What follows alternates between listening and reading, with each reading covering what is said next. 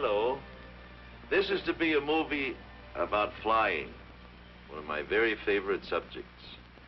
In fact, there's nothing I'd rather talk about, especially during this 50th anniversary year of powered flight.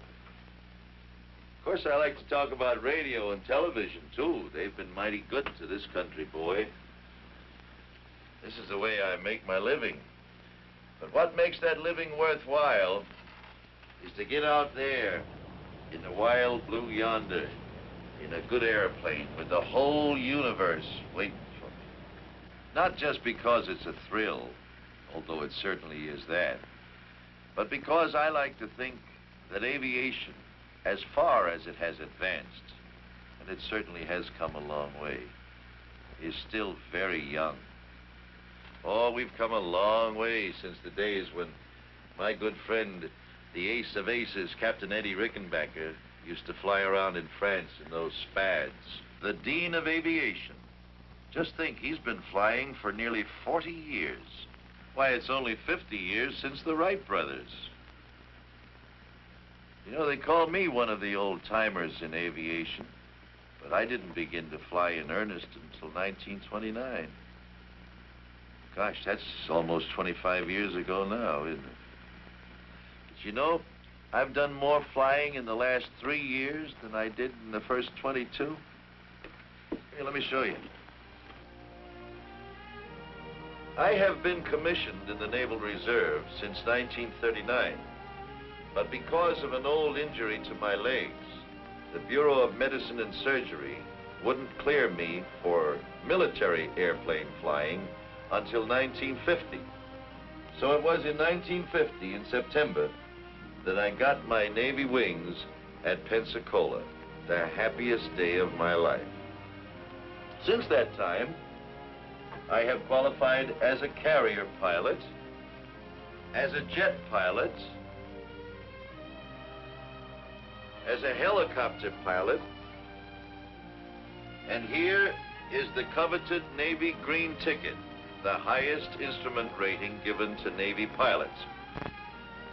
Of course, I'm very proud of all of these military certificates. But here's one here that makes me very, very, very happy.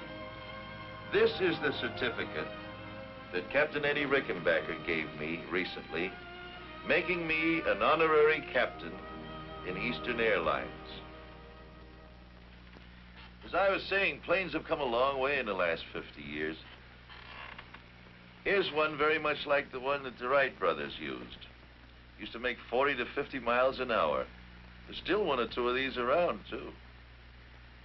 It's a funny-looking affair, but most of the basic principles we use today were developed in this plane. It didn't fly high, and it didn't fly far, but by golly, it flew. Looks kind of like an overgrown box kite, doesn't it? Well, you can take it from me, it feels like one, too, when you're up in it.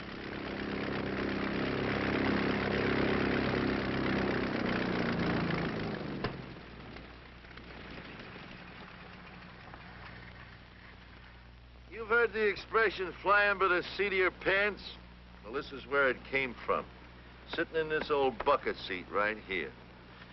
See, the Wright brothers had no instruments of any kind, except a little old oil gauge down here. It tells you got some oil pressure back there. And this stick, this column, and this wheel is exactly the same as we have in the big airliners of today. When I push the stick forward, notice that flipper comes down, it pushes the tail up and the nose down. Vice versa this way. Want to drop the right wing, do it this way. Left wing this way. And here are the rudder bars that work the rudders in the tail. You see, the principles were the same then as they are today. No difference. Here is a model of a Spad, the airplane that Captain Eddie Rickenbacker flew in World War I, only 10 or 12 years after the Wright brothers' first flight. It's a shame that it had to be used as a weapon of destruction so soon, but the war brought that on. This is Captain Rickenbacker in the plane he made famous in World War I.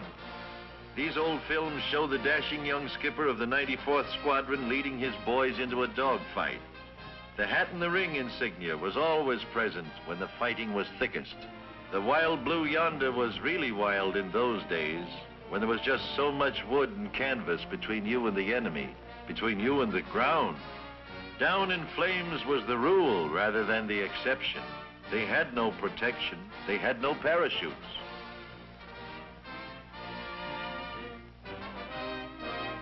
Yes, they paid a high price, but it was through Captain Rickenbacker's exploits in World War I that the terrific fighting power in the airplanes was made known to man.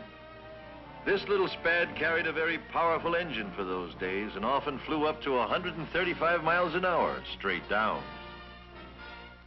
There aren't many of them left, but here comes one of those old-timers now. And look who's flying it. It's Captain Eddie, the one and only, Captain Rickenbacker.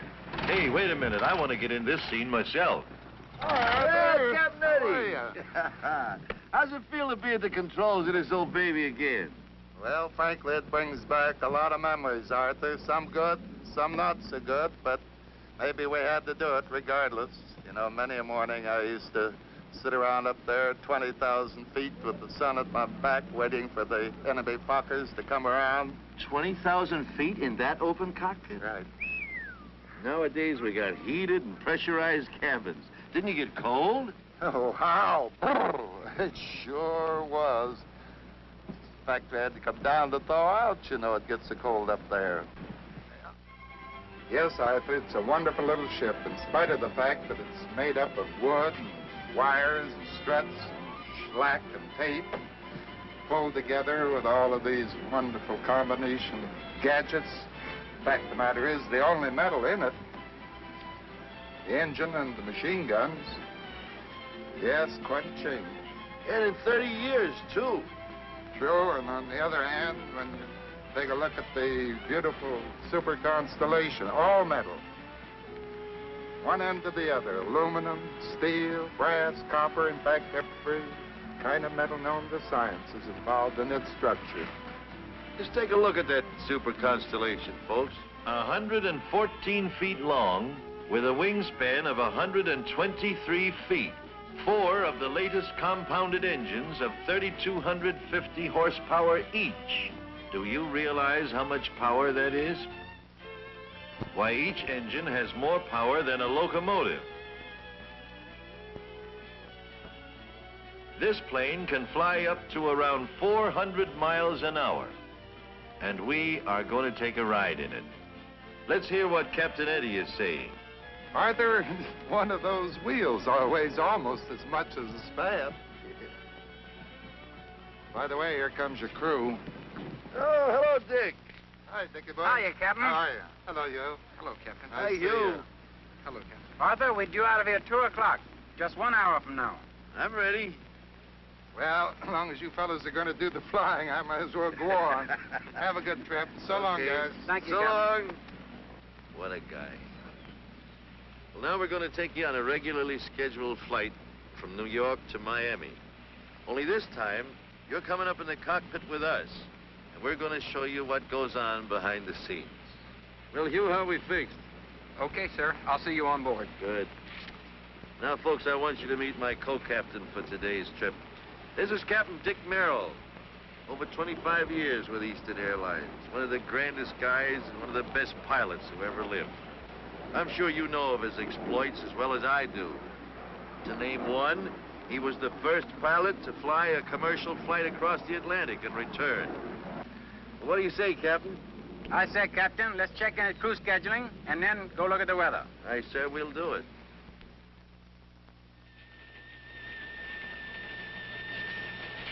Oh, boy, look at that beautiful high.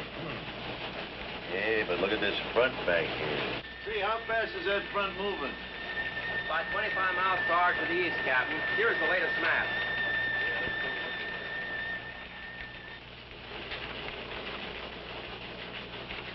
Good. Thanks, Henry. Dick, let's fly down to 22,000. Sounds like a good altitude to me, Arthur. I'll go in and make out the flight plan. Okay. In this room, they get weather reports every hour on the hour from weather stations scattered all over the United States and Canada. Here you are, sir. Hi, Dick. Flight 601, proposed 1400. The dispatcher's office is the central intelligence for all aircraft. They know where every plane is every minute. On this big board, the clerk notes the position of each plane en route, as reported by radio, and the time due at the next checkpoint. We fill out our flight plan with the dispatcher, giving our exact route of flight, the altitude, the amount of fuel, and so forth. A copy of this will be filed with the Government Airways Traffic Control. Here you are, sir. How does that look to you? The dispatcher gives us official clearance, and we're on our way. Everything okay, Hugh? The ship is ready, sir. 88 passengers, Captain. Gross weight 112,000 pounds. Another full load, eh? Thanks, Al. That's what I like to see. Now, for you folks who've never been up on a flight deck before, this is it. The captain and the pilot have the flying controls at their fingertips at all times. While over here, the engineer is very busy with the engine instruments. These are the throttles, just like the accelerators on your car, one for each engine. 2, 3, 4. This is the control column. And with it, you fly the airplane. To the right, to the left, down, up, and here are your rudder pedals down below. The airspeed indicator shows just that, how fast we are going through the air. The altimeter tells us how high we are. This vertical speed indicator tells us our rate of climb or descent. The automatic direction finder? Well, that's just what its name would imply. It points to where we want to go when we tune in a radio station with it. This is the flux gate compass. And this one is the old reliable magnetic compass, just like Columbus had when he came over here. This is the omni-range bearing indicator. This is the localizer and glide path indicator, about which we'll talk a little bit more later. This is the artificial horizon. It shows the attitude of our plane with reference to the real horizon. Of course, you know that we have radio contact at all times, ship to ship, ship to ground, 2 or 3 transmitters and receivers. Now, this plane has already been very thoroughly checked by the maintenance department. And during the last hour, it was checked by our own flight engineer. But that's not enough. The pilot and the captain have 1, 2, 3 lists of checks to make before we start down the runway to take off. Okay, Dick, we'll do the before starting engines check, huh? Right. Oxygen mask. Immediately available. Brake selector. And so on through 39 separate Rest items. out. Now, you passengers wonder why we sit and wait sometimes at the end of the runway. It is because the captain and the co-pilot and the crew are making these additional last-minute checks. Well, I guess we're ready to wind them up, Dick. Now switch over to intercom and talk to that gentleman outside there by the nose and get ready to start the engines.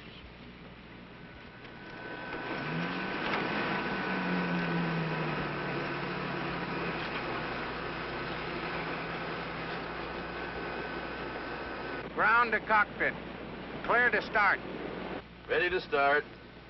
Start 3. Turning 3.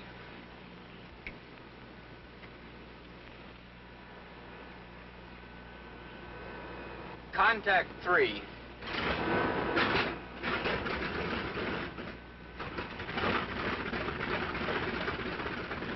Clear to start 4. Start 4. Turning 4. As soon as the second engine starts, the ground crew checks with the cockpit. Hydraulic pressure up.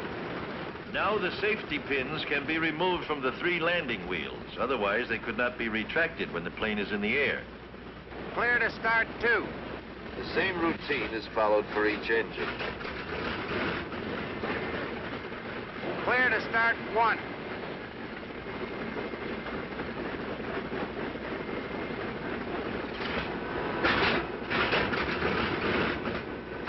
When the engines are all turning, the cockpit team goes through another checklist routine. Okay, Dick, let's do the before taxiing check. Flux gate. Cage. Hydraulic pressure. Okay. Gear pins. Three pins. After that, he checks by radio with the airport ground control. Idlewild ground control from Eastern Airlines trip 601. Taxiing instructions. Eastern 601, cleared to taxi. Cleared to runway 13 right. 13 right. The wind south-southeast 10, altimeter 2997. Get the runway, Arthur. 15. 13 right, right? Right. 13 right. Okay. Ready to taxi? Brakes off.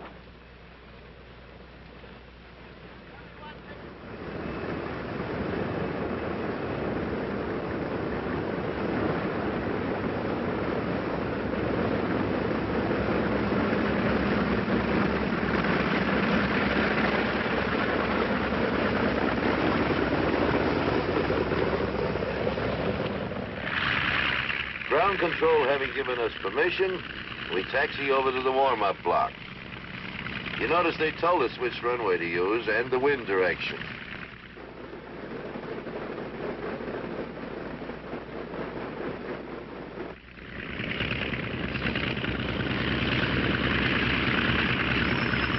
At the warm-up block, we go through the next, or before takeoff check.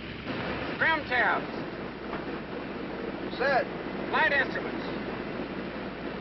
Okay. Fitted heaters. Off.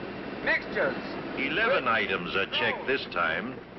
The last check before the plane leaves the ground. Ready to check mags. Number 1.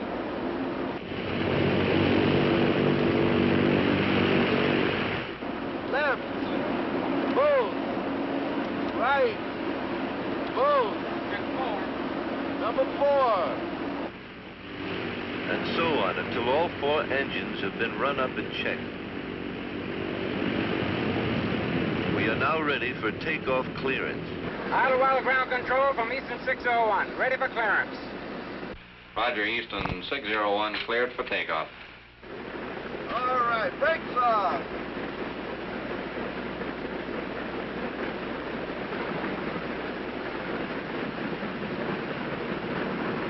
We're clear for takeoff.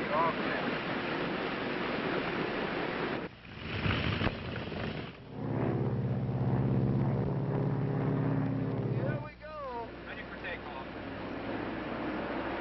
Takeoff power. Takeoff power.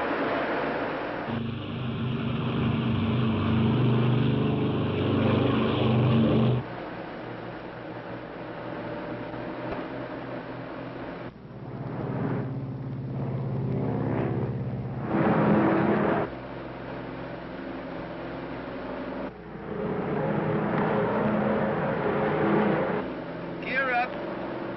Gear's coming up.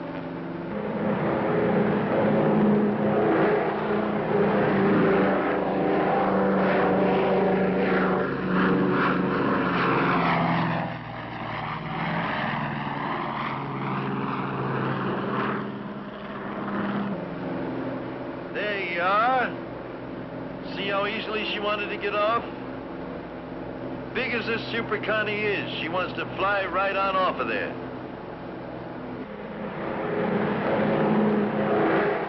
Veto power. Veto power. It's maximum except for takeoff.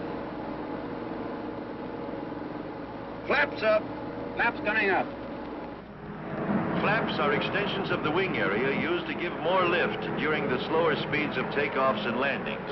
They withdraw in flight for greater speed. Climb power. Climb power.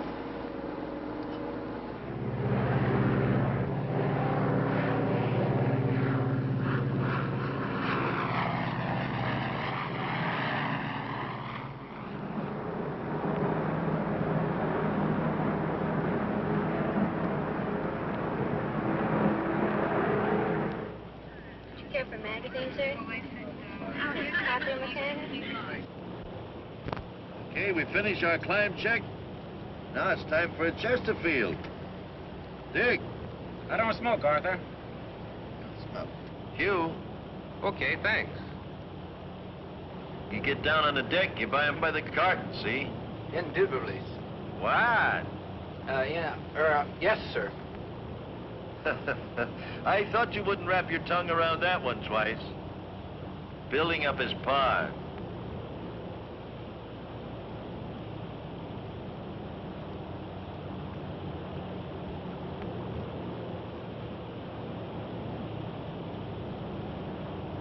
Oh, boy, this is the life.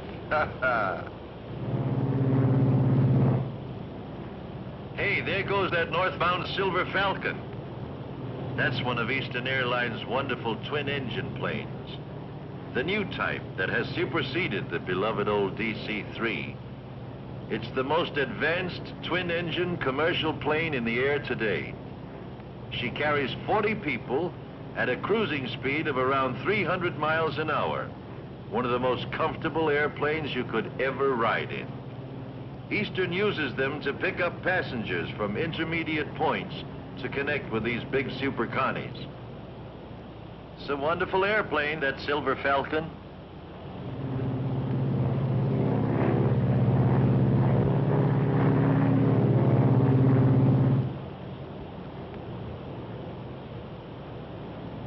Smells like the girls are getting ready to serve dinner back there.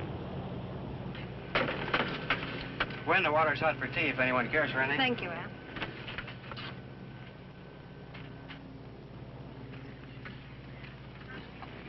Would you like some dinner, sir? How about you, Hal? Oh, this looks luscious.